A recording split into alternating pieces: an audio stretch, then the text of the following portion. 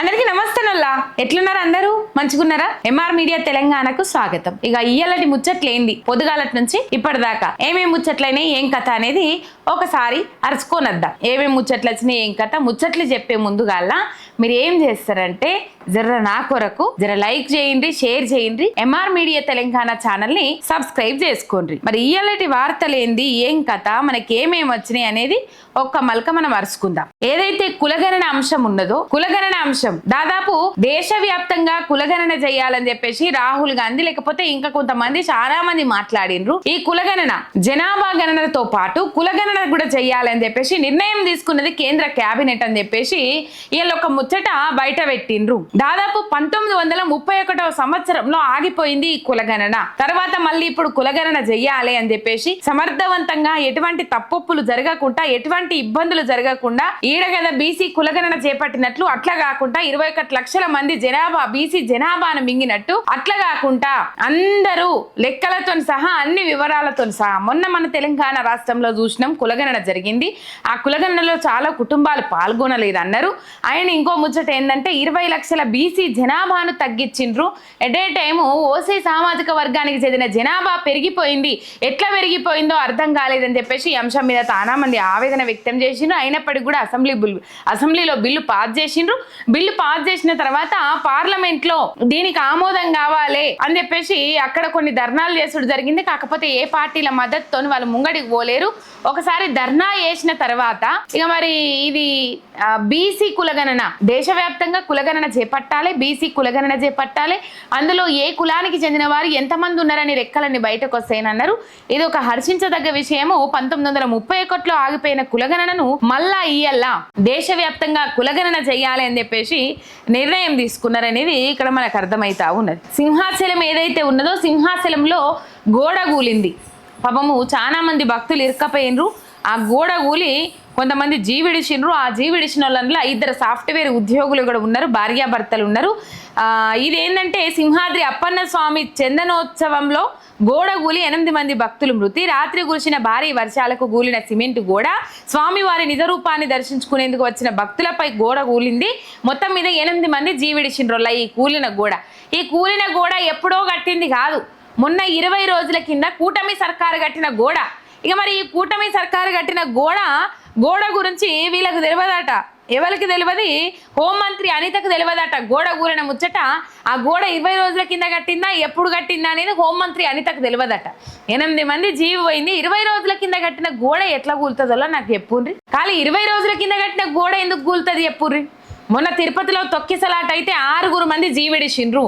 అక్కడ ఆవులు చనిపోవుడు, ఇటు పోతే అటు ఒక జాగర తాబేలు చచ్చిపోవుడు, ఇట్లాంటి కార్యక్రమాలు ఎన్నో జరుగుతూ ఉన్నాయి. మరి ఎందుకు ఏమైతుందని అయితే అర్థమైతే లేదు. పుణ్యక్షేత్రాలలో ఇలాంటి కార్యక్రమాలు, ఇలాంటి ఘటనలు అయితే నిరంతరాయంగా కొనసాగుతూనే ఉన్నాయి. ఎక్కడ ఆటంకాలు లేకుండా ఇట్లాంటి ఘటనలు అయితే ముందడికి పోతా ఉన్నాయి. మరి ఏమైంది, ఏం కథ తెలుతలేదు. ఈ ముచ్చట ఇట్లున్నది. ఇక సింహాద్రి అప్పన్న స్వామి చందనోత్సవ ప్రమాద ఘటన, మృతుల కుటుంబాలకు 25 లక్షలు. దీనిపై మంత్రులు, ఉన్నతాధికారులతో టెలికాన్ఫరెన్స్ నిర్వహించిన సీఎం చంద్రబాబు మృతుల కుటుంబాలకు 25 లక్షలు, గాయపడిన వారికి 3 లక్షల చొప్పున పరిహారం అందజేయాలని ఆదేశించిన సీఎం చంద్రబాబు అని చెప్పేసి. కాకపోతే ఆదేశించిర్రు, మంచిగానే ఉన్నది. పరిహారం ఇచ్చినంత మాత్రాన ప్రాణాలు తిరిగి రావు, కానీ వాళ్ళ కుటుంబాలకు ఒక భరోసా, ఒక ధైర్యం నింపుతాయి. అయితే ఇక్కడ గోడ కూలడానికి గల కారణాలు ఏంది, గింత జల్దీ గోడ కూలడానికి గల కారణాలు ఏమున్నాయి? 20 రోజులలోనే ఎట్లా కూలుతుందో గోడ? అంత తాటాకు గుడిసెలన్నీ ఉంటాయి కదా మంచిగా. కొన్ని రోజులైనా కానీ ఎంత వానొచ్చినా లేచిపోవు తాటాకు గుడిసెలైనా. కానీ సిమెంట్తో కట్టిన గోడ ఎట్లా కూలిపోయింది అనేది ఇక్కడ పెద్ద ప్రశ్న. మొత్తం మీద 8 మంది జీవిడిచిరు. చాలా బాధాకరము, చాలా బాధ కలిగించే అంశం ఇది. ఇక మన ముఖ్యమంత్రి రేవంత్ రెడ్డి సార్ వారు ఇలా ఎడిపోయినరంటే ఆంధ్రాకు పోయినరు, పెళ్లికి పోయినరు. ఇలా 10వ తరగతి పరీక్షల ఫలితాలు ఉండే. ఆ 10వ తరగతి పరీక్షల ఫలితాలు ఎట్టకేలకు విద్యాశాఖ మంత్రి నేనే అని చెప్పేసి ఆయన గుర్తు తెచ్చుకొని ఏప్రిల్ 4 తారీఖు నాడు పరీక్షలు అయిపోతాయి. ఈ మధ్యకాలంలోనే ఫలితాలు విడుదలయ్యేది ఉండే. ఈ మధ్యకాలంలోనే ఫలితాలు విడుదల చేయాల్సిన అవసరం ఉండే. కానీ మన ముఖ్యమంత్రి సారేమో కాలయాపన చేసిండ్రు, ఆ ముచ్చట మర్చిపోయిండ్రు. జపాన్ పోయొచ్చినాక మరి ఇక్కడ ఏమేం కార్యక్రమాలు ఉన్నాయి, ఏం కథ అనేది తెలియదు. జగ్గారెడ్డి కూతురో కొడుకో నిశ్చితార్థానికి జపాన్ నుంచి డైరెక్ట్ అక్కడికే పోయిండ్రు. అండ్ ఇట్లా పెళ్లిళ్ళ కార్యక్రమాలు తిరిగే కార్యక్రమం అయితే పెట్టుకున్నారు రేవంత్ రెడ్డి గారు. కానీ 10వ తరగతి పరీక్షల ఫలితాలు విడుదల చేయాలి, అయ్యో విద్యాశాఖ నా దగ్గరనే ఉన్నది, విద్యార్థులు ఫలితాల కోసం ఎదురు చూస్తుండ్రు అన్న ఆలోచన లేకపోయే మన ముఖ్యమంత్రి గారికి. ఇక మరి ఇలా 1 గంట వరకు విడుదల చేస్తామన్నారు. 1 గంటకు విడుదల చేస్తామన్నోళ్ళు లేదు రేవంత్ రెడ్డి సార్ టైం వచ్చే వరకు టైం పడుతుంది, వచ్చినాక కూడా ఇంకో 3 పెళ్లిళ్ళకు హాజరు పడాలి, అందుకని 1కి విడుదల చేయాల్సిన రిజల్ట్ను 2 గంటల 15 నిమిషాలకు వాయిదా చేస్తున్నామని చెప్పేసి మెల్లగా ప్రకటించిండ్రు. మరోపారి నిరూపించిండ్రు రేవంత్ రెడ్డి సార్, నాకు విద్య కంటే, నాకు విద్యార్థుల కంటే, అందుకే నేను ఎటకారంగా చెప్పిన విద్యాశాఖ అయినా విద్యార్థులన్నా ఎనలేని పాయిరం ప్రేమ మన ముఖ్యమంత్రి గారికి అని చెప్పేసి నేను మంచిగా చెప్పిన, ఎనలేని పాయిరం అని చెప్పిన. నీ పాడుగాను ఇటువంటి వింతలు ఇంకేనన్నా చూస్తామా లేకపోతే ఇక్కడనే చూస్తామా అనేది అయితే అర్థమైతలేదు. వల్ల కాబోయే అల్లుడితో లేచిపోయినాడు. ఇక అత్త అంటే ఏంది అల్లుడు అంటే ఏంది కానీ కాబోయే అల్లుడితో లేచిపోయిందట అత్త. ఓని దుర్బుద్ధి పాడుగాను బిడ్డకి ఆల్సిన భర్తను పట్టుకొని, బిడ్డ మెల్ల తాళి కట్టాల్సిన భర్తను పట్టుకొని ఇలా ఆమె లేపుకొని పోయిందట. ఎటువంటి పోతుంది ఏం కథ సమాజం అనేది రాను రాజుగుర్రం గాడిదైనట్టే తెలుస్తా ఉన్నది. ఇక కొత్త డీజీపీలు ఎవరైతే ఉన్నారో కొత్త డీజీపీలకు సంబంధించిన లిస్టును 8 మంది లిస్టును యూపీఎస్సీకి పంపించింది రాష్ట్ర సర్కార్. కానీ యూపీఎస్సీ ఏం చేసింది, రిటర్న్ పంపించింది, తిరస్కరించింది. సుప్రీంకోర్టు ఆదేశాలు ఏవైతే ఉన్నాయో రాజ్యాంగాన్ని అనుసరించి పంపలేరు మీరు. 6 నెలలు ఎవరైతే 6 నెలలకు తక్కువగా ఉన్నదో సర్వీసు వాళ్ళ పేర్లను సూచిస్తే ఎట్లా నియమించేది అని చెప్పేసి యూపీఎస్సీ 8 మంది పేర్లను తిరస్కరించింది. గ్రూప్ 1 పై టీజీపీఎస్సీ దాఖలు చేసిన అప్పీల్ పిటిషన్ పై హైకోర్టులో విచారణ జరిగింది. సింగిల్ బెంచ్ ఇచ్చిన ఉత్తర్వులను రద్దు చేయాలని టీజీపీఎస్సీ పిటిషన్ వేసింది. గ్రూప్ 1 మెయిన్స్ మూల్యాంకనంలో అక్రమాలు జరిగినాయని అభ్యర్థుల పిటిషను. ఇక పరీక్షా కేంద్రాల కేటాయింపుల్లోనూ నిబంధనలు పాటించలేదని, రీకౌంటింగ్ లో మార్కులకు టీజీపీఎస్సీ జారీ చేసిన మెమో మార్కులకు తేడాలున్నాయని పిటిషన్ వేసిన గ్రూప్ 1 అభ్యర్థులు. ఈ పిటిషన్లపై విచారణ చేపట్టి గత నెల 17న మధ్యంతర ఉత్తర్వులు జారీ చేసిన సింగిల్ బెంచ్ మళ్ళీ విచారణ జరిపి వేసవి సెలవుల్లో గ్రూప్ 1 పిటిషన్ పై తీర్పు ఇవ్వాలని ఆదేశించింది డివిజన్ బెంచ్. మొత్తం మీద ఇది వాయిదా పడుకుంటూనే పోతుంది. ఎందుకంటే అక్కడ తీవ్రమైన తప్పిదాలు జరిగినాయి. ఒకే సెంటర్లో హాల్ టికెట్ తప్పించి హాల్ టికెట్ ఎట్లా ఒకే రకమైన మార్కులు వస్తాయి, అది కామన్ అంటది టీజీపీఎస్సీ. అది ఎట్లా కామన్ అవుతుంది? మరి వేరే సెంటర్లలో కూడా రావాలి కదా సేమ్ మార్కులు. ఆ 18-19 సెంటర్లలోనే ఎందుకు వచ్చినాయి? ఆయన రాష్ట్రంలో కొంతమంది అయితే 10 మందికి ఎక్కువ రిజల్ట్ ఎట్లా వచ్చినాయి అంటే టీజీపీఎస్సీ ఒప్పుకుంటుంది. ఎట్లా ఒప్పుకుంటుంది అంటే 10 మందికి ఎక్కువ రిజల్ట్, 10 మందికి రిజల్ట్లో 10 మంది ఎక్కువ వచ్చింది అనేది వాస్తవం అంటది. ఇక వాస్తవం అన్నాక ఇంకేముండదు చెప్పుర్రు అక్కడ పడావడ్డది. డిప్యూటీ సీఎం బట్టి ఇలాకాలో కాంగ్రెస్ కార్యకర్తలకి ఇందిరమ్మ ఇండ్లు ఇస్తున్నారంటూ అధికారులపై గ్రామస్తుల ఆగ్రహం. మధుర నియోజకవర్గం గోవిందాపురం గ్రామంలో ఇందిరమ్మ ఇండ్ల జాబితాపై అధికారులను నిలదీస్తున్న గ్రామస్తులు అని చెప్పేసి అధికారులను ఏడవైనా ఇందిరమ్మ ఇండ్ల గురించి నిలదీస్తా ఉన్నారు. అవి మనం చూస్తా ఉన్నాం. ఇక ధాన్యం కొనుగోలు తరుగు తీస్తున్నారని రైతు ఆత్మహత్య యత్నం, ఇది పొద్దుగాల చదువుకున్నాం మనము. క్వింటాలకు 10 కిలోల ధాన్యం తీస్తా ఉన్నారట. రైతులను ఏడవమ్మంటారు చెప్పుండ్రి. ఆత్మహత్య యత్నానికి 10 క్వింటాలు అయినాయి అనుకో, 10 క్వింటాలకు 1 క్వింటాలు ఆయననే కడిగేసి ఇంకెక్కడ ఉంటుంది కథ. కేసీఆర్ పాలనపై రేవంత్ ద్వంద్వ వైఖరి. కేసీఆర్ హయాంలో ఆర్థిక అవకతవకలు నిజమైతే సీఎస్ గా రామకృష్ణను ఎలా నియమించారు? అరాచకమా అభివృద్ధా? దాచినా దాగని రేవంత్ ద్వంద్వ వైఖరి. 10 ఏళ్ల అభివృద్ధిని ఓర్వలేక అరాచకమని రేవంత్ అబద్ధాలు. నేటికి కేసీఆర్ నియమించిన ఐఏఎస్ అధికారులతోనే పాలన అని చెప్పేసి మొత్తం ఆగమైంది, పరిపాలన ఆగం చేసిండు అని. మరి అధికారులను మార్చుకోవాలి కదా వచ్చినాక, ఎంబటే మారవలే.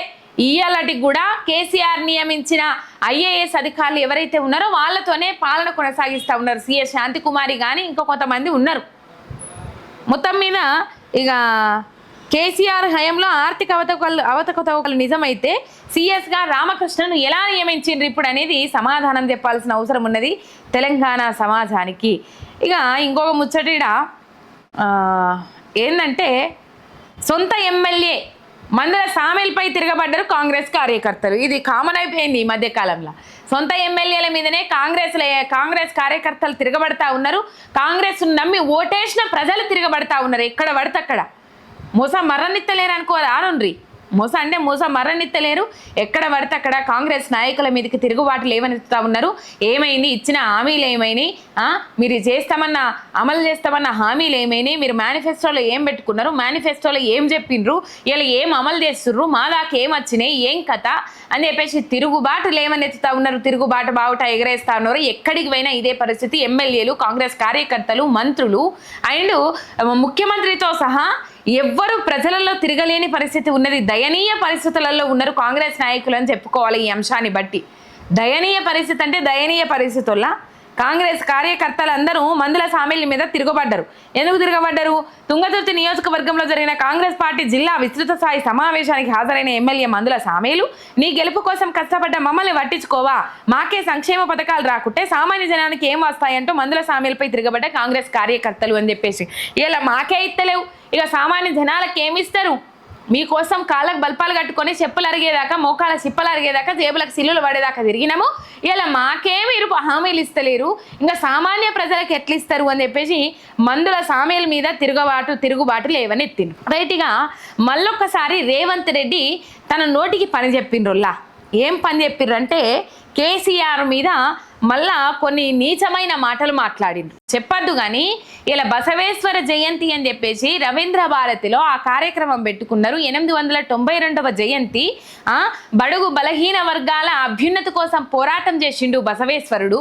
ఇలా బసవేశ్వరుని జయంతి సందర్భంగా ఆ కార్యక్రమం పెట్టుకొని ఆ కార్యక్రమాన్ని కూడా రేవంత్ రెడ్డి గారు రాజకీయానికి వాడుకున్నారు. ఇలా నేను కేసీఆర్ స్పీచ్ వినలేదు, కేసీఆర్ మాట వినలేదు, అసలు కేసీఆర్ సభనే చూడలేదని చెప్పేసి మాట్లాడుతున్న రేవంత్ రెడ్డి గారు ఇలా కేసీఆర్ మాట్లాడిన మాటలు ప్రతిదీ పూసగుచ్చినట్టు ఎట్లా చెప్తా ఉన్నారో మీరు అర్థం చేసుకోవాలి. ప్రతి అంశాన్ని పూసగుచ్చినట్టు ఎట్లా మాట్లాడుతున్నారో మీరు అర్థం చేసుకోవాల్సిన అవసరం ఉన్నది.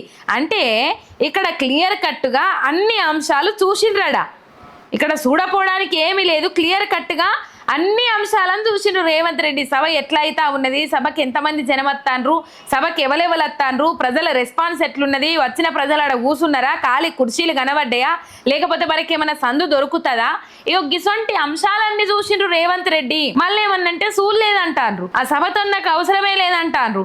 కానీ సభ మొత్తం చూసిండ్రు. సభ మొత్తం ఎట్లా జరుగుతుందనే అంశాలు తెర మీదకి వచ్చినాయి. సభ మొత్తము యావత్తు దునియా మొత్తం సభను చూస్తూ ఉన్నారు. ఈ సభను చూస్తే మనకు ఆగమైతట్ట ఉన్నది అని చెప్పేసి ఈ పరిస్థితి మనం ఇక్కడ కనబడతా ఉన్నది. నోటికి పని చెప్పిండ్రు రేవంత్ రెడ్డి.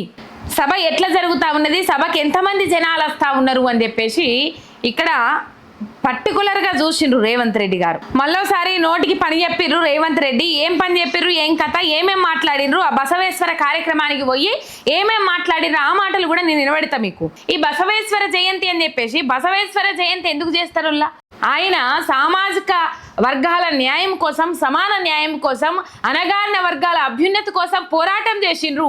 పోరాటం చేసిన నాయకులు కానీ వ్యక్తులు కానీ జయంతులను ఘనంగా నిర్వహించుకునే సంస్కృతి ఉన్నది. పోయిన 10 ఏళ్లలో కేసీఆర్ గారు మొత్తం మీద ఈ బసవేశ్వర జయంతిని అధికారికంగా నిర్వహించాలని నిర్ణయం తీసుకున్నారు. ఇవాళ రవీంద్ర భారతిలో బసవేశ్వర జయంతిని ఘనంగా నిర్వహించాలని చెప్పేసి ఒక కార్యక్రమం పెట్టుకున్నారు. ప్రభుత్వం అధికారికంగా చేపట్టింది. అయితే ఇందులో కొన్ని విద్యార్థులకు అవసరమయ్యే ముచ్చట్లు మాట్లాడాలి. అలా చాలా మంది విద్యార్థులు ఉన్నారు. ఇలా 10వ తరగతి ఫలితాలు విడుదల, చాలా మంది విద్యార్థులు ఉన్నారు. వాళ్ళు మాట్లాడుతూ ఉంటే వింటా ఉన్నారు. వీళ్ళ నిజంగా అనిపిస్తూ ఉన్నది, కొన్ని జాగాలకు పబ్లిక్ బయటలకు పోతే రేవంత్ రెడ్డి స్పీచ్ రాగానే మేము ఆ పిల్లలను పక్కకు తోలుకొని పోతాం అని చెప్పేసి మాట్లాడినరు. వీళ్ళు కావాలని చెప్తున్నారేమో అనుకున్నా, కానీ ఇన్ని రోజులు చూసినా అట్లనే అనిపించింది. మరి జనాలు గింతగానం తిడతా ఉన్నారు, పొట్టు తిడతా ఉన్నారు. జనాల నోళ్ళ నేను ఎందుకు నానాలి, నా బుద్ధి ఏందో జనాలకు తెలుస్తూ ఉన్నది, జనాలు ఎట్లా ఇబ్బంది పడతా ఉన్నారు నా మాటలతోని అని చెప్పేసి తెలుసుకున్నారేమో అనుకున్నా. కానీ ఇలా విద్యార్థుల ముంగట రవీంద్ర భారతిలో ఒక పేరుగల్ల రవీంద్ర భారతి, అది ఒక గౌరవం ఉన్న రవీంద్ర భారతి గౌరవాన్ని పోగొట్టిండ్రు అని చెప్పేసి మాజీ మంత్రి హరీష్ రావు ట్వీట్ చేసిండ్రు. ఆ ట్వీట్ వేదికగా రేవంత్ రెడ్డికి సవాల్ ఇసిరిండ్రు. ఆ సవాల్ ఏమి ఇసిరిండ్రు, ఏం కథ అనేది రేవంత్ రెడ్డి మాటలు విన్న తర్వాత నేను ఆ ముచ్చట్లు కూడా చెప్తా. ఒకసారి రేవంత్ రెడ్డి మాట్లాడిన మాటలు మీరు వినుండ్రి. ఇగో 2024 నుంచి మేము అధికారంలోకి వచ్చిన ఈ రోజు చెప్తున్న మిత్రుల ద్వారా ఫామ్ హౌస్ లో ఉన్న పెద్ద ఆయన చెప్తున్న 10 సంవత్సరాలు మేమే పరిపాలన చేస్తాం. 10 సంవత్సరాలు నువ్వు ఫామ్ హౌస్ లో ఉంటావు, ఆ తర్వాత అక్కడనే నీ చరిత్ర సమాధి అయిపోతుంది అని చెప్పి నేను స్పష్టంగా చెప్పదలుచుకున్నాను. గిట్లనా మాట్లాడు అంటే పగున్నోని సావు కోరుకుంటే బమున్నోనికి సావు అవుతుందట. ఆ సామెత తెలియదా రేవంత్ రెడ్డి సార్కు? ఇవాళ ఎందుకు ఈ దురుసు ప్రవర్తన, ఎందుకు ఈ మాటలు, ఎవరిని ఉద్ధరిస్తామని, సభ్య సమాజానికి ఏం మంచి చేద్దామని ఇటువంటి మాటలు మాట్లాడుతుండ్రు? ఇవాళ రేపు ఎటువంటి సంస్కృతి ఉన్నదంటే సరే అందులో ఆ కోవలో రేవంత్ రెడ్డి కూడా చేరుతారు. ఇలా సావు కోరుకునేటోళ్ళే ఎక్కువ మంది ఉన్నారు. అందులో రేవంత్ రెడ్డి కూడా శత్రువు సాగు కోరుకునేటోళ్ళే ఎక్కువ ఉన్నారు. కానీ అప్పటి నుంచి ఆనాటి నుంచి ఈనాడు దాకా వస్తున్నది అది కాదు. శత్రువు మంచి కోరుకునేటోళ్ళే ఉంటారు తప్ప ఇట్లా నీచంగా మాట్లాడేటోళ్ళు ఎవరు ఇలా ఇది రెండోసారి కదా స్ట్రెచర్ మీద అని చెప్పేసి ఒకసారి మాట్లాడినాం. ఇలా చరిత్ర సమాధి అయిపోతుంది. 10 ఏళ్ళు మేమే అధికారంలో ఉంటాం. 10 ఏళ్ళు కాసారు ప్రజలకు మంచి చేసి 20 ఏళ్ళు ఉండు అంటుండ్రు కదా. ఇలా తెలంగాణ తెచ్చిన తెలంగాణను ఆగం చేయకుండా 10 ఏళ్ళు కాదు 20 ఏళ్ళు ఉండు ఎవరద్దంటారు. కానీ తెచ్చిన తెలంగాణను ఆగం చేస్తా, ప్రజలను ఇబ్బంది పెడతా, రైతులను గోస పెడతా, ఇచ్చిన హామీలు అమలు చెయ్య, అప్పుల కుప్ప చేస్తా, తెచ్చిన అప్పులన్నీ మూటలు మోస్తా, కమిట్మెంట్ మీద ఉంటా. ఏ కమిట్మెంటు? మా కుటుంబానికి మంచి చేస్తా, మా కుటుంబాన్ని లేపుకుంటా, నాకు కావాల్సిన కాంట్రాక్టర్లు ఎవరైతే ఉన్నారో వాళ్ళని లాబట్టుకుంటా, నాకు కావాల్సిన పెట్టుబడులు నేను ఏడబెట్టుకోవాలని ఆడబెట్టుకుంటా. ఇట్లాంటి పెద్ద పెద్ద ప్రాజెక్టులతోని మొత్తం మీద కమిషన్ల దందా నడిపిస్తా, రియల్ దందా నడిపిస్తా, భూములు మొత్తం మింగుతా, వ్యాపారులను నా కంట్రోల్లోకి తెచ్చుకుంటా, సినీ పరిశ్రమ మొత్తం నా చెప్పు చేతుల్లో ఉండేటట్టు చేసుకుంటా, గురుకుల విద్యార్థులను పట్టించుకోను, రైతులను పట్టించుకోను, మహిళలను పట్టించుకోను, లా అండ్ ఆర్డర్ కంట్రోల్ తప్పినా దాని గురించి నేను చర్చించను, మహిళల మీద అఘాయిత్యాలు జరిగినా దాని గురించి నేను మాట్లాడను. ఇక గిట్లా చేసుకుంటూ పోతే నిన్ను 5 ఏళ్ళు కాదు కదా సార్, నువ్వు 10 ఏళ్ళు కాదు 20 ఏళ్ళు ఉండు. కానీ నువ్వు ఏం చేస్తానవి అలా చెప్పాల్సింది మేము కాదు, చెప్పాల్సింది బీఆర్ఎస్ వాళ్ళు కాదు, చెప్పాల్సింది బీజేపీ వాళ్ళు కాదు.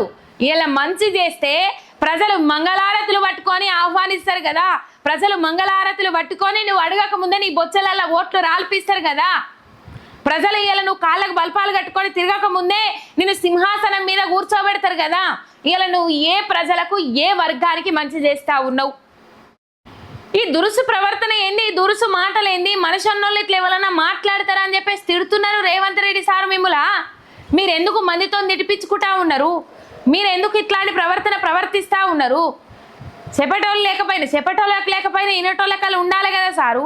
మీకు స్క్రిప్ట్ రాసిచ్చేటోళ్ళు ఎవరో వాళ్ళకి లేకపోయినా మీకన్నా ఉండాలి కదా సారు. నేను ఏం మాట్లాడుతున్నా, నేను విచక్షణ కోల్పోయి మాట్లాడుతున్నానా, విచక్షణతోని మాట్లాడుతున్నానా, నాకేమైనా అవగాహన ఉన్నదా నేను మాట్లాడుతున్న మాటల పట్ల, నాకేమైనా సోయి ఉన్నదా నేను మాట్లాడుతున్న మాటల పట్ల, సభ్య సమాజం వింటుంది నేను మాట్లాడుతున్న మాటలు, పండ్లు ఊసిపోరని పచ్చిపోరని నుంచి పండు ముసలోళ్ళ దాకా వింటారు నా ప్రసంగము అనే సోయి యావా ఎక్కడన్నా ఉన్నదా అని చెప్పేసి నిలదీస్తా ఉన్నది ఇలా తెలంగాణ సమాజం. తెలంగాణ కోసం పుట్టిన పార్టీ బీఆర్ఎస్ పార్టీ, తెలంగాణ కోసం కష్టపడ్డ పార్టీ బీఆర్ఎస్ పార్టీ, 10 ఏళ్ళు తెలంగాణను ప్రగతి పదంలో నడిపించింది బీఆర్ఎస్ పార్టీ అని చెప్పేసి మొన్న రథోత్సవ సభకు జనాలు లక్షల మంది వచ్చిండ్రు. ఆ లక్షల మందిలో బ్రహ్మరథం పట్టిండ్రు కదా కేసీఆర్ కు. ఇలా నువ్వే గనక చక్కగా పాలన చేసి ఉంటే, నువ్వే గనక నీ మీద వ్యతిరేకత తెచ్చుకోకపోయి ఉంటే, నువ్వే గనక ఇలా ప్రజలకు ఇచ్చిన హామీలు 100 రోజులలో కాదు 6 నెలల్లోనైనా అమలు చేసి ఉంటే ఇలా ప్రజలు కేసీఆర్ సభకు అంత పెద్ద ఎత్తున తరలి వెళ్ళేటోళ్ళ మీరు ఆలోచన చెయ్యాలి. మీరంటారు పైసలు ఇస్తే మత్తుగా మంది వస్తారు, బీరు బిర్యానీ పొట్లాలు ఇస్తే మత్తుగా మంది వస్తారు అంటే మరి మాకైతే ఆ దృశ్యాలు ఏడగనవల్లే. మేమైతే పోయినాము, సభ 2-3 రోజులు అక్కడనే తిరిగినాము, అట్లాంటి కార్యక్రమాలు ఏడగనవల్లే. కావాల్సుకొని బురద రుద్దుకుంటురు తప్ప మీరు ఆ మాటలన్నీ జనాల నుంచి తీవ్రమైన వ్యతిరేకత ఎదుర్కొంటురు తప్ప ఇంకా ఏమీ లేదు. నా ఇష్టం ఉన్నట్టు చేసుకుంటా పోతా, అది నా ఇష్టం రాబాయి, ఆపేది ఎవరు రాబాయి, అడ్డుకునేది ఎవరు రాబాయి అని అంటే ప్రజలు ఇలా కర్రు గాల్చి వాత పెట్టే రోజులు రాబోతాయి సార్లు, జర ఆలోచించాలని చెప్పేసి మాట్లాడుతూ ఉన్నది ఇలా తెలంగాణ సమాజం. ఇలా తెలంగాణ సమాజానికి మీరు ఇచ్చే హింట్ ఏంది, మీరు ఇచ్చే సందేశం ఏంది? ఏమైనా మాట్లాడితే విద్యార్థులు ఉన్నారు, విద్యార్థుల ముంగట పోయి నువ్వు ఏం మాట్లాడాలి? మంచి ఫలితాలు సాధించిండ్రు, బాలికలదే హవా ఉన్నది, గవర్నమెంట్ పాఠశాలలలో లేకపోతే మైనార్టీకి సంబంధించిన స్కూళ్ళల్లో, సోషల్ వెల్ఫేర్ స్కూళ్ళల్లో మంచి రిజల్ట్స్ సాధించిండ్రు. ప్రైవేటు యాజమాన్యాలను తలదన్నే విధంగా వాళ్ళకు 94% వస్తే ప్రభుత్వ యాజమాన్యాలు ఏవైతే ఉంటే ప్రభుత్వ పాఠశాలలు కానీ గురుకులాలు కానీ ఎన్నో 96% సాధించిరు అని చెప్పేసి అప్రిషియేట్ చేయాలి. బసవేశ్వరుని సేవలను గుర్తు చేయాలి. ఆయన ఏదైనా కోసం పోరాటం చేసిండ్రో ఆ స్ఫూర్తితోని ముంగడికి పోతున్నామని చెప్పాలి. ఇలా బసవేశ్వరుని సాక్షిగా అని చెప్పేసి మాట్లాడినావు, ఇదివరకు పెట్టిన ఓట్లు ఏడవైనవి ఆ దేవుళ్ళకే ఎరక. యాదాద్రి నరసన్న మీద ఒట్టు, సమ్మక్క సారలమ్మల మీద ఒట్టు, కొమరెల్లి మల్లన్న మీద ఒట్టు, రామప్ప శివయ్య మీద ఒట్టు అని చెప్పేసి ఒట్లు పెట్టుకుంటా తిరిగినవు కదా. ఆ ఒట్లు పెట్టిన మాటలు ఒక్కటన్నా ఇలా నెరవేర్చినవా సారు అని చెప్పేసి ప్రశ్నిస్తా ఉన్నది ఇలా తెలంగాణ సమాజం. ఇలా మళ్ళా కొత్తగా ఒక సంఘ సంస్కర్త, లేకపోతే ప్రజల కోసం కొట్లాడిన వ్యక్తి, ప్రజల అభివృద్ధికి అభ్యున్నతికి కొట్లాడిన వ్యక్తి, ఆయన గురించి మాట్లాడాలి. ఓ 4 మంచి ముచ్చట్లు జనాలు, లేకపోతే అక్కడ ఉన్న కూర్చున్న విద్యార్థులు ఇన్స్పిరేషన్గా తీసుకునేటట్లు ముచ్చట్లు చెప్పాలి. కానీ సారు ఇక అబ్బా నాకు వచ్చింది స్పీచ్, నేను దంచేది దంచుతా, ఇక మైక్ కనబడితే చాలు, నా నోరుకు అద్దుండదు అదుపు ఉండదు అని చెప్పేసి మాట్లాడితే ఎట్లా సారు? ఒక ముఖ్యమంత్రి స్థాయిలో ఉన్నారు కదా మీరు, జెడ్పీటీసో ఎంపీటీసో, మళ్ళీ వాళ్ళని తక్కువ చేయలేము పాపము. ఆ స్థాయిలో ఉన్నోళ్ళు కూడా, వార్డు మెంబర్ గెలిచిన వాళ్ళు కూడా ఇలా పరుష పదజాలం వాళ్తలేరు. ఎట్లా మాట్లాడితే బాగుంటుంది, ఎట్లా జనాలకు ఎక్కుతుంది అనే ఉద్దేశంతోనే మాట్లాడుతున్నారు తప్ప మీరు మాట్లాడిన భాష ఎక్కడా మాట్లాడతలేరు. ఏమనంటే కేసీఆర్ పేరు వినబడకుండా చేస్తా అంటాడు, కేసీఆర్ చరిత్ర లేకుండా చేస్తా అంటాడు. ఇలా ఏకంగా 10 ఏళ్ళు మేమే అధికారంలో ఉంటాం, ఆ 10 ఏళ్ళల్లా కేసీఆర్ చరిత్ర అక్కడనే సమాధి అవుతుంది, ఫామ్ హౌస్ లో సమాధి అవుతుంది అని చెప్పేసి మాట్లాడుతూ ఉన్నారు. పగున్నోని చెడు కోరుకుంటే బమున్నోనికి చెడు అవుతుందట. ఇది గుర్తు తెచ్చుకోండి. కర్మఫలం అనుభవిస్తారు సారు, కర్మఫలం అనుభవించక తప్పదు. మీరు ఇట్లా మాట్లాడు మంచి ముచ్చటే కాదు అని చెప్పేసి మాట్లాడుతూ ఉన్నారు. మీ మాటలు ఇన్నోళ్ళు. ఇంత నీచమైన సంస్కృతి ఎక్కడ నేర్చుకున్నారో అది తెలంగాణ సంస్కృతి అయితే కాదు, తెలంగాణ సంస్కృతి అస్సలే కాదు. మీరు తెలంగాణ బిడ్డ అయితే ఇటువంటి మాటలు మాట్లాడారని చెప్పేసి అడుగుతా ఉన్నారు. మరి వీళ్ళకి ఏం సమాధానం చెప్తారో చెప్పాలి. ఇంకా అంశాలు ఉన్నాయి, ఇంకా కొన్ని మాట్లాడిండ్రు. మొన్న సభలో కేసీఆర్ కు నా పేరు తీయడానికి కూడా ధైర్యం రాలేదు. మీకు ఇట్లా అర్థమైందా సారు? మాకు వేరే రకంగా అర్థమైంది. ఏం పాలన, ఆయన ఒక మాట అన్నారు కేసీఆర్, మీకు ఇట్లా అర్థమైంది కదా సారు? ఆయన ఒక మాట అన్నారు కేసీఆర్, కొట్లాడి తెచ్చిన తెలంగాణ ఇట్లా ఆగమైపోతా ఉంటే నాకు దుఃఖం వస్తుంది అని చెప్పి మాట్లాడినరు. సరే మీరు ఎన్నో అవినీతి ఆరోపణలు చేయొచ్చు, అన్ని తిన్నారు, అన్ని కోట్లు మింగిర్రు, ఇన్ని కోట్లు మింగినరు, ఆస్తులు వెనకకేసుకున్నారని చెప్పేసి ప్రతిపక్ష నాయకుల మీద ఇప్పుడు మీరు ప్రతిపక్షంలో ఉన్నారు, ఎన్నో ఆరోపణలు చేయొచ్చు. ఇప్పుడు కూడా అవే ఆరోపణలతో పబ్బం గడుపుకుంటా ఉన్నారు. అది తెలంగాణ సమాజానికి ఇప్పటికీ అర్థమైంది, కొత్తగా చెప్పాల్సిన అవసరం లేదు. తెలంగాణ సమాజానికి అర్థమైంది, కొత్తగా చెప్పాల్సిన అవసరమే లేదు. మళ్ళీ పేరు పెట్టి చెప్పాల్సిన అవసరం లేదు. మీరు పబ్బం ఎట్లా గడుపుకుంటా ఉన్నారు? కేసీఆర్ మీద నిందలేస్తా ఉన్నారు, బీఆర్ఎస్ ప్రభుత్వం మీద, అప్పటి బీఆర్ఎస్ ప్రభుత్వం మీద నిందలేస్తా ఉన్నారు, అట్లనే పబ్బం గడుపుకుంటా ఉన్నారు. ఇంకా ఎన్ని రోజులు ఇట్లా కాలం వెళ్ళదీస్తారు? అయ్యిందేదో అయిపోయింది. మీకు అధికారం ఇచ్చిండ్రు జనాలు, మీకు అధికారం ఇచ్చినందుకు మీరు ఏం చేయాలి? బీఆర్ఎస్ ప్రభుత్వంలో ఏవైతే తప్పిదాలు చేసిండ్రో ఆ తప్పిదాలు రిపీట్ కాకుండా మీరు పాలన చేయాలి అని ఇప్పటికే మీ కాంగ్రెస్ నాయకులే మీకు సొట్లు పెట్టే పరిస్థితి ఏర్పడ్డది. మీ కాంగ్రెస్ కార్యకర్తలే ఇంకెన్ని రోజులు తిడతారు సారు? ఏదో ఎలక్షన్లలో ఓట్ల కోసం తిట్టినాం, ఇంకెన్ని రోజులు తిడతారు? ఇట్లా మాటలతోని కోటలు కడతా అంటే నడవదు సారు. మాటలు కోటలు దాటితే కాలు తంగేలు దాటాయి అన్నట్లే, అంటే చేస్తే నడవదు సారు. జర పని చేసి చూపెట్టాలి. మీ ముఖం ఎత్తుకొని తిరగలేకపోతున్నాం జనాలలో అని చెప్పేసి మీ కాంగ్రెస్ కార్యకర్తలే మిమ్మల్ని తిట్టే కథ ఏర్పడ్డది. ఇలా కేసీఆర్ పేరు ఎత్తలేదు, నా పేరు ఎత్తడానికి భయపడ్డాడు అంటే సారు, మీ పాలన చూసి మిమ్మల్ని చూసేదో భయపడి మీరు ఎత్తలేదని మీరు ఫీల్ అవుతారు. ఇక్కడనే మీ ఏమంటారు, మీ అభద్రతా భావం ఇక్కడనే కనబడతా ఉన్నది. ఇలా మీ అభద్రతా భావం ఇక్కడనే కనబడతా ఉన్నది. పేరెత్తలేదని బాగా ఫీల్ అవుతారు కదా సారు. పేరెత్తలేదు, మీ అసలు కుంచిత స్వభావం ఉన్న వ్యక్తి పేరు ఎత్తడం అవసరం లేదు కేసీఆర్ కు. మీలాంటి తెలంగాణ ప్రజలకు ద్రోహం చేసే వ్యక్తి పేరు ఎత్తడం అవసరం లేదు కేసీఆర్ కు అని చెప్పేసి ఇప్పటికే బీఆర్ఎస్ సోషల్ మీడియా వేదికగా కానీ, కాంగ్రెస్ బీఆర్ఎస్ నాయకులు కానీ, ఎమ్మెల్యేలు కానీ, ఎమ్మెల్సీలు కానీ మాట్లాడుతూ ఉన్నారు, ప్రెస్ మీట్లు పెడతా ఉన్నారు, ట్విట్టర్ వేదికగా ట్వీట్ చేస్తా ఉన్నారు. మీ అసలు కుంచిత స్వభావం ఉన్న వ్యక్తి పేరు ఎత్తడము ఇష్టం లేకనే ఎత్తలే. ఇలా గంట స్పీచ్ ఇస్తే కేసీఆర్ నా పేరు ఎత్తలేదని చెప్పేసి బాగా బాధపడతా ఉన్నాడట రేవంత్ రెడ్డి సార్. బాగా బాధపడతా ఉన్నాడట నొల్లా. అయ్యో ఎంత పని అయిపోయా, నేను తెలంగాణ రాష్ట్ర ముఖ్యమంత్రిని, నా పేరు ఎత్తకపాయే మాజీ ముఖ్యమంత్రి అని చెప్పేసి బాగా బాధపడతా ఉన్నాడట. ఆ బాధలో ఈ అంశం మాట్లాడిండు. కానీ ఒక్కటి మాత్రం నాకు అర్థమైంది, నా పేరు తీసుకొని కూడా ధైర్యం రాలి. మొత్తం ప్రసంగం మీరు గమనించండి. నవ్వు మా కాంగ్రెస్ పార్టీ కార్యకర్తలు బలం ఏందో దాన్ని బట్టి అర్థమైంది కదా. అందుకే ఈరోజు మీ బలం ఏంది సారు? ప్రజలను మోసం చేసినే మీ బలమా అని చెప్పేసి అడుగుతా ఉన్నారు ఈ ముచ్చట్లు ఇన్నోళ్ళు. గమ్మత్ అనిపిస్తా ఉన్నది సారు. మీ పేరు ఎత్తడానికి భయపడ్డరు అని చెప్పేసి అప్పటి నుంచి ఇప్పటిదాకా కాంగ్రెస్ పార్టీ అధికారంలోకి వచ్చినప్పటి నుంచి మీరు ముఖ్యమంత్రి అయినప్పటిదాకా మీరు ముఖ్యమంత్రి అయిన తర్వాత కూడా 2-3 సార్లు ఏమో మాట్లాడినారు కేసీఆర్, కానీ మీ పేరు ఎక్కడా ఎత్తలే. ఈ సమయం కొత్తగా కాదు, ఎందుకు ఎత్తలే? తెలంగాణ ప్రజలకు ద్రోహం చేస్తారు, అన్యాయం చేస్తారు, అవి కానీ హామీలు ఇచ్చిర్రు, రైతులను నాగం చేస్తారు, ధాన్యం కొంటలేరు, పంటలకు నీళ్ళు ఇస్తలేరు, కాళేశ్వరం ప్రాజెక్టు పనికిరాదని నిరూపించేందుకు వాళ్ళు ఎన్ని ప్రయత్నాలు చేయను, కుటిల ప్రయత్నాలు చేస్తూ ఉన్నారు, కుటిల యత్నాలు చేస్తూ ఉన్నారు. రైతు భరోసా పైసలు ఇదివరకు ఇయ్యకపాయిరి, అన్ని విధాలుగా అన్ని మాట్లాడిండ్రు. తెలంగాణ ప్రజలకు అన్యాయం చేస్తుండ్రు, అట్లాంటి వాళ్ళ పేరు ఎందుకు ఎత్తుతా అని చెప్పేసి అనుకున్నారు రేవంత్ రెడ్డి. అది కేసీఆర్ రేవంత్ రెడ్డి పేరు ఎత్తడానికి ఇష్టపడలేదు అని ముచ్చట్లయితే తెర మీదకి వచ్చినాయి. కాకపోతే ఇక్కడ మాత్రం రేవంత్ రెడ్డి సార్ ఈ విధంగా అనుకుంటా ఉన్నారు. ఇక మరి ఈ విధంగా అనుకోవడంలో మరి ఆంతర్యం ఏమో తెలియదు, నా పేరు ఎత్తలేదని నామోషిగా ఫీల్ అయిందా?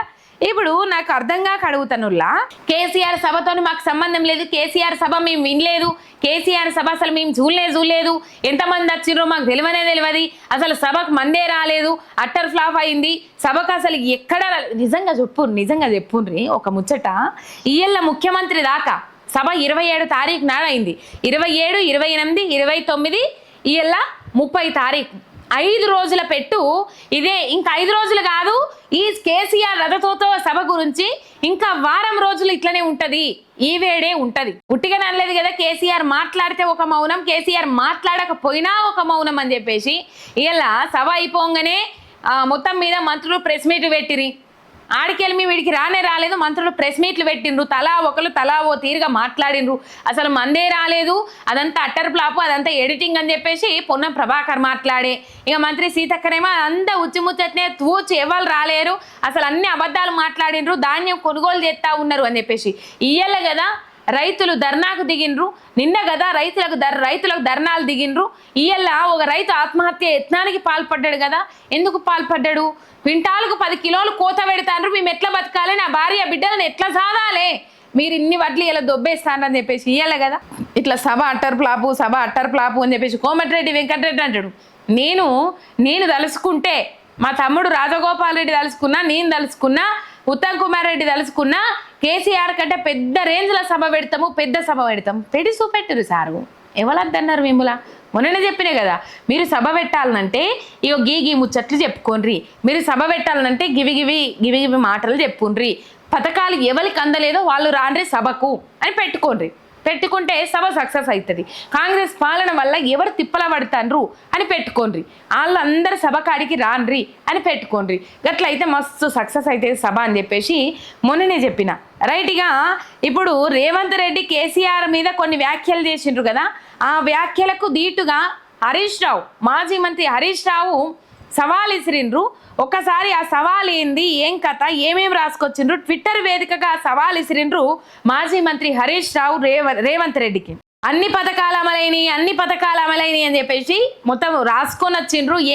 ఏం కథ, ఏం మాట్లాడిండ్రు అనేది హరీష్ రావు మాట్లాడింది ఒకసారి మీకు నేను చదివిన పెడతా, జర ఓపికతో నిన్నుండ్రి.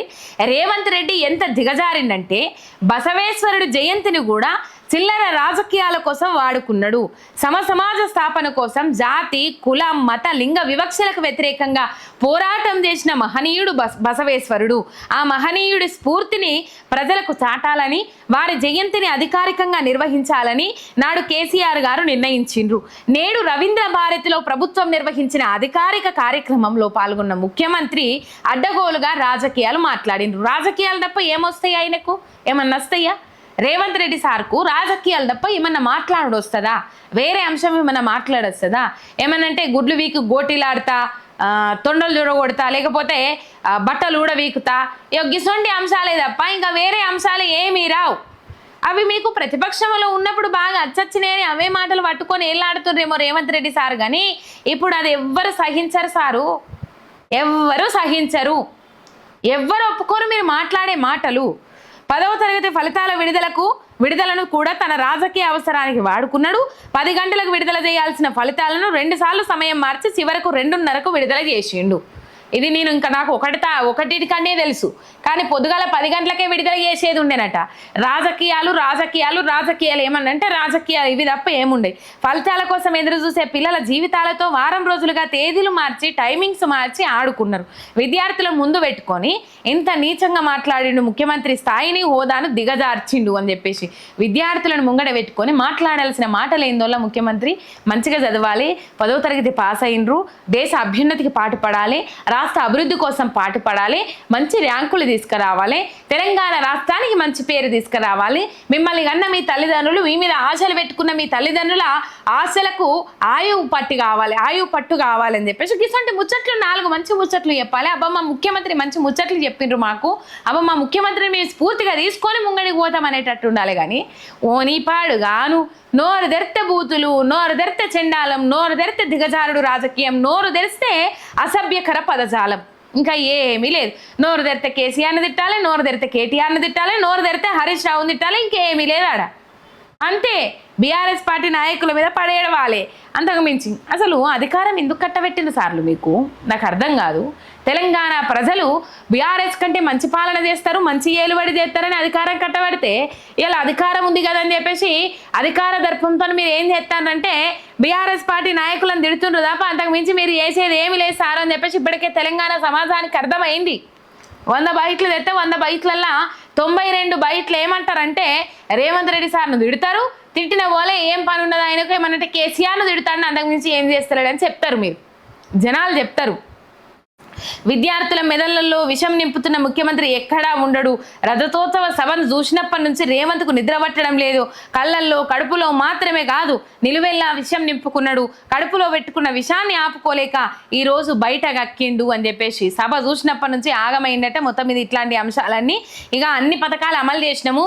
ఏమన్నాడు ఇంకా రేవంత్ రెడ్డి ఏమన్నాడు, నేను ఒక్కసారి మాట ఇచ్చిన అంటే అది 100 రెట్లు అమలైనట్టే, 100% అమలైనట్టే. అయ్యా sir Revanth Reddy sir assembly ఎన్నికలలో తిరిగి 100 సార్లు కాదు సభ పెట్టిన కాడల్లా, ప్రచారానికి పోయిన కాడల్లా నేను 6 గ్యారెంటీలు అమలు చేస్తా మాకు ఓట్లు అయిందని చెప్పేసి ఎన్ని లక్షల సార్లు చెప్తుంటారు సారు. పెద్దవా ఇలా 2000 పింఛన్ ఎత్తాను నేను అధికారంలోకి వస్తే తెల్లారి 4000 ఇస్తా. ఇలా కేసీఆర్ 10,000 బిచ్చం ఎత్తాను నేను అధికారంలోకి వస్తే రైతు భరోసా పైసలు 15,000 రూపాయలు ఇస్తే ఇట్లా ఎన్నిసార్లు చెప్పిర్రు, ఇలా ఎంతమందికి ఇచ్చిర్రు మీరు కదా. యాడ్ చేసుకోవాల్సిన అవసరం ఉంది. ఏ పథకాలు అమలైనాయి ఇలా సిగ్గు లేకుండా ఏ పథకం ఆగిపోయిందో చెప్పాలి అంటున్నాడు. కేసీఆర్ కిట్ ఆగిపోలేదా, దళిత బంధు ఆగిపోలేదా, బీసీ బంద్ ఆగిపోలేదా, గొర్రెల పంపిణీ ఆగిపోలేదా, 2 నెలల పింఛన్లు ఆగలేదా, డబుల్ బెడ్రూమ్ ఇల్లులు ఆగలేదా, స్కాలర్షిప్స్ ఆగలేదా, ఫీజు రియంబర్మెంట్స్ ఆగలేదా, నీ 15 నెలల పాలనలో ఆగని పథకం ఏదైనా ఉన్నదా? విద్యార్థులను ముందు పెట్టుకొని ఇచ్చిన మాటని మీద నిలబడతా అని గొప్పలు చెప్పి సప్పట్లు కొట్టించుకుంటున్నాం. అప్పుడు కూడా గదే సప్పట్లు కొట్టించుకున్నాడు. కానీ మళ్ళీ తర్వాత ఎక్కడి గొంగడి గక్కల్ని అన్నట్టు ఉన్నది. అప్పుడే అట్లా ఇక సప్పట్లు కొట్టించుకుంటే బాగా మరి ఒక సప్పట్ల బ్యాచ్ పెట్టుకోరా సార్, సపడేక అయిపోతుంది. అప్పుడు కూడా మీరు చేసింది గదే కదా, ఓ 1000 మంది బ్యాచ్ని ఎంబడేసుకొని ముఖ్యమంత్రి రేవంత్ రెడ్డి అని చెప్పేసి పోయిన కాడల్లో జేసీలు కొట్టిపించుకున్నాం, అయిపోయింది. ఇప్పుడు కూడా చేస్తున్నది కదే, ముఖ్యమంత్రి పదవి వచ్చినాక కూడా జనాలు నాకు సప్పట్లు కొట్టాలి, పిల్లలు నాకు సప్పట్లు కొట్టాలని చెప్పి సప్పట్లు కొట్టించుకుంటున్నావు తప్ప ఇంకా ఏమీ లేదు. సప్పట్లే సన్మాన దుప్పట్లు అన్నట్లు ఆ సన్మాన దుప్పట్లకు ఆ సప్పట్లు మంచిగా వినసొప్పుకుంటాయేమో సార్ వారికి. ఆ రోజు హాయిగా నిద్రపోతారేమో. చేసేది తప్పైనప్పటికి కూడా, చెప్పేది అబద్ధమైనప్పటికి కూడా వాళ్ళు కొట్టే సప్పట్లన్నీ ఇవన్నీ మర్చిపోయేటట్టు చేస్తాయేమో. నీ 6 గ్యారెంటీలు ఏమైనాయి, నీ 420 హామీలు ఏమైనాయి, ఏడాదిలో 2.5 లక్షల ఉద్యోగాలు ఏమైనాయి, జాబ్ క్యాలెండర్ ఏమైంది, విద్యార్థులకు విద్యా భరోసా కార్డు ఏమైంది, మహిళలకు 2500 ఏమైనాయి, తులం బంగారం ఏమైంది, కౌలు రైతులకు భరోసా ఏమైంది, 15,000 రైతు భరోసా ఏమైంది అని చెప్పేసి హరీష్ రావు సవాల్ ఇసిరిండ్రు. ఇప్పటికైనా రైతు రుణమాఫీ మీద చర్చకు సిద్ధమా, రైతు బంధు మీద చర్చకు సిద్ధమా, ఏ అంశం మీద సిద్ధము, నేను కాళేశ్వరం ప్రాజెక్టు మీద చర్చకు సిద్ధము అని చెప్పేసి సవాల్ ఇసిరిండ్రు. టైం నువ్వే చెప్పు, ప్లేస్ నువ్వే చెప్పు. ఇప్పటికే రుణమాఫీ మీద చర్చకు సిద్ధమా అంటే తోక ముడిచినవు రేవంత్ రెడ్డి. ఇప్పుడు దీని మీద నన్న చర్చకు సిద్ధమా నువ్వు చెప్పు. టైం డేట్ నువ్వే ఫిక్స్ చేయి. ఎక్కడికి రమ్మన్నా వస్తా, లేకపోతే నువ్వెక్కడికి రమ్మన్నా వస్తా, నువ్వు చెప్పిన టైంకి వస్తా, నువ్వు చెప్పిన డేట్కే వస్తా, ఇదెక్కడి దిక్కుమాల ప్రభుత్వం అని అనుకొని ప్రధానికం ఉన్నదాని అధికారంలోకి వచ్చినాక నువ్వు 15 నెలలని ఇంత ఘోరం విఫలమైన ప్రభుత్వం మరొకటికి లేదు. అతి తక్కువ కాలంలో అన్ని వర్గాల ప్రజలతో తిట్లు తింటున్న ఏకైక సీఎం రేవంత్ అని చెప్పేసి ట్వీట్ చేసిండ్రు. శిశుపాలుడు లెక్క 100 తప్పులు చేసుకుంటా పోయినట్టు శిశుపాలుడు తప్పు మీద తప్పు చేసుకుంటూ పోతున్న నువ్వు నీ వైఖరిని ప్రజలందరూ గమనిస్తున్నారు. తగిన సమయంలో బుద్ధి చెప్తారు. నీ పేరును కేసీఆర్ గారు పలకాలని ఎన్నో రోజుల నుంచి అడుక్కుంటున్నావు. కుసంస్కారం కొంచెం స్వభావం ఉన్న నీలాంటి పేరును కేసీఆర్ గారు తీయవలసిన అవసరం ఏంటి అని చెప్పేసి సురుకులంటిచ్చిండ్రు మాజీ మంత్రి హరీష్ రావు రేవంత్ రెడ్డికి.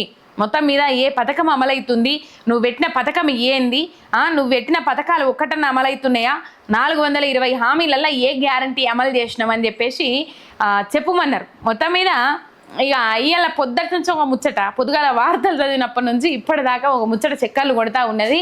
తన్నుకున్న కాంగ్రెస్ ఎంపీ ఎమ్మెల్యే అని చెప్పేసి బండ్ల కృష్ణమోహన్ రెడ్డి అండ్ కాంగ్రెస్ ఎంపీ మల్లు రవి. ఈ బండ్ల కృష్ణమోహన్ రెడ్డి ఏం చేస్తున్నాడంటే గద్వాల్ నియోజకవర్గంలో సరితా తిరుపతయ్యను సాగనిస్తలేడు. సరితా తిరుపతయ్యను అధికార కార్యక్రమాలలో పాల్గొననిస్తలేడు.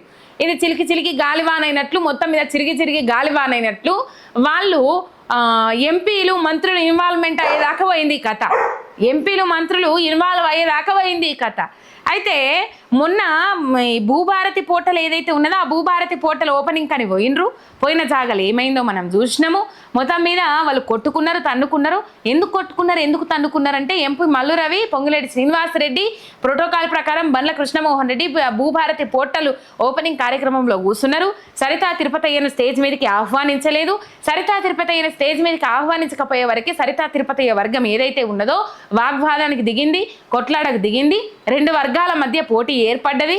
అక్కడ కొట్టుకున్నారు, తన్నుకున్నారు. పోలీసులు ఎక్కడలోనే అక్కడ వారించి ముందడుగు పోయిండ్రు. కానీ అక్కడ అది అంతటితోనే సద్దు మనగలే. బండ్ల కృష్ణమోహన్ రెడ్డి ఈయన బీఆర్ఎస్ నుంచి పోయిండు. బీఆర్ఎస్ బీఫామ్ మీద గెలిచి పార్టీ ఫిరాయించి కాంగ్రెస్ ఎమ్మెల్యే పోయిండు. కాంగ్రెస్ తీర్థం ముచ్చుకున్నాడు. ఇక తర్వాత బై ఎలక్షన్లు వస్తాయని ముచ్చట నిలబడతాని అది వేరే ముచ్చట. కానీ ఇక్కడ మాత్రం సరితా తిరుపతయ్య అక్కడ నికాస్ అయిన కాంగ్రెస్ కార్యకర్త, కాంగ్రెస్ లీడరు, కార్యకర్త నుంచి ఎదిగిన మహిళ సరితా తిరుపతయ్య. ఆమెను ఎదగనిస్తలేరు అక్కడ. బండ్ల కృష్ణమోహన్ రెడ్డి ఇక్కడ పోయి అక్కడ పెత్తనం సెలాయిస్తుందని చెప్పేసి ఇక్కడ 2 వర్గాలుగా విడిపోయినా. అప్పుడు అక్కడ కొట్టుకున్నారు, మనం చూసినాం. అది కొట్టుకున్న తర్వాత ఏమైందో ఏం కథనో కాలం గడుస్తూ ఉన్నది, పోతా ఉన్నది. పోయిన ఓలే ఏమైందంటే ఇక ఇయ్యలనో నిన్ననో ఎంపీ మల్లు రవి, పొంగిలేటి శ్రీనివాసరెడ్డి, బండ్ల కృష్ణమోహన్ రెడ్డి ఒకటే కార్లు వస్తానట. ఇక మరి గన్మైన్ డ్రాప్ అయినట.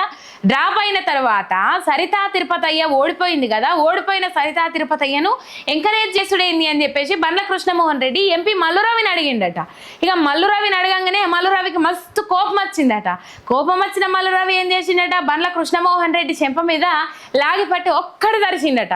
సర్వంగానే నేనేం తక్కువ తిన్నానా, నన్ను కొడతావా నువ్వు అని చెప్పేసి ఎంపీ మల్లు రవిని కొట్టిండట బండ్ల కృష్ణమోహన్ రెడ్డి. తిరిగి మళ్ళీ ఫైటింగ్కు దిగింది. ఇట్లా వీళ్ళు ఫైట్ చేసుకున్నారు. ముంగట సీట్లో కూర్చున్న పొంగిలేటి శ్రీనివాసరెడ్డి మాత్రం ఈ కార్యక్రమాన్ని, ఈ కథను ఆపే ప్రయత్నం చేయలేదట, వారించే పని చేయలేదట, కిమ్మరకుట కూర్చున్నాడట. అయితే బండ్ల కృష్ణమోహన్ రెడ్డి మా ఎంపీ మల్లు రవిని కొట్టంగానే ఆ ముక్కుల నుంచి రక్తస్రావం అయిందట. మొత్తం మీద అంటే పెద్ద ఎత్తునే అనుకున్నారు వీళ్ళు, పెద్ద ఎత్తునే గాయాల పాలైనరు, పెద్ద ఎత్తునే దెబ్బలు తాకినాయి. ఇక మొత్తం మీద ఇట్లున్నది వీళ్ళ కథ. వీళ్ళు తన్నుకోనికే ఇక మొత్తం మీద దాడిలో బండ్ల కృష్ణమోహన్ రెడ్డి ముక్కు నుండి రక్తస్రావం ఎంపీ మల్లు రవి ముక్కు నుండి అన్న కదా, బండ్ల కృష్ణమోహన్ రెడ్డి గొడవను ఆపకుండా మౌనంగా ఉండిపోయిన మంత్రి పొంగిలేటి ఉమ్మడి మహబూబ్ నగర్ జిల్లాలో తారాస్థాయికి చేరుకున్న వర్గపోరు. సరితన ప్రభుత్వ పార్టీ కార్యక్రమాల్లో పాల్గొనకుండా అడ్డుకుంటున్న బండ్ల కృష్ణమోహన్ రెడ్డి అని చెప్పేసి మనకి ఇక్కడ ప్రధానంగా వార్త కనబడతా ఉన్నది. ఇంకా పోతా ఉంటే చాలా ఉన్నాయి మనకు.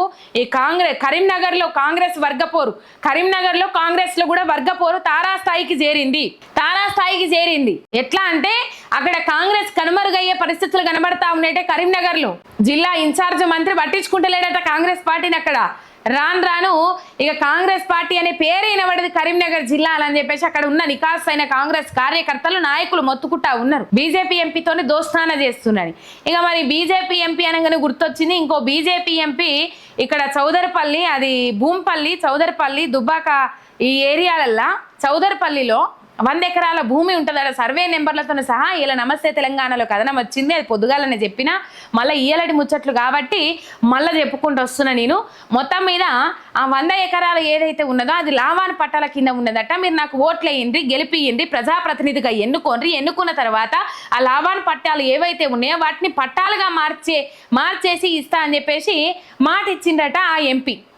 ఆ సదరు ఎంపీ మాట ఇచ్చిండ్రట.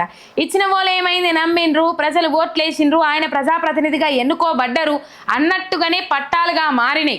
కానీ ఆ పట్టాలుగా మారిన భూములు ఇదివరకు లావాణి పట్టాలుగా ఉన్న వాళ్ళ పేరు మీద రాలే. ఆ సదరు ఎంపీ, ఆ ప్రజాప్రతినిధి ఎవరైతే ఉన్నారో వాళ్ళ బంధువుల పేర్ల మీదకి బదిలీ అయినాయి ఆ 100 ఎకరాలు. ఇక చూసుకోండి కథ ఎట్లున్నదో అర్థం చేసుకోవచ్చు మనం ఇక్కడ. ఇక ఈ కులగణన విషయం మాత్రం హర్షించదగ్గ విషయం అని తెర మీదకి వస్తూ ఉన్నది. ఈ కులగణన దాదాపు 1931వ సంవత్సరంలో ఈ కులగణన ఆగిపోయింది.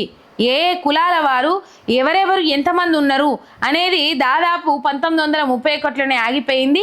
ఇయ్యాల మళ్ళా కేంద్ర ప్రభుత్వం నిర్ణయం తీసుకున్నది అని చెప్పేసి. కానీ రజతోత్సవ సభ గురించి మాత్రం కాంగ్రెస్ నాయకులు బాగా కడుపుబ్బుతనం పెట్టుకున్నారు.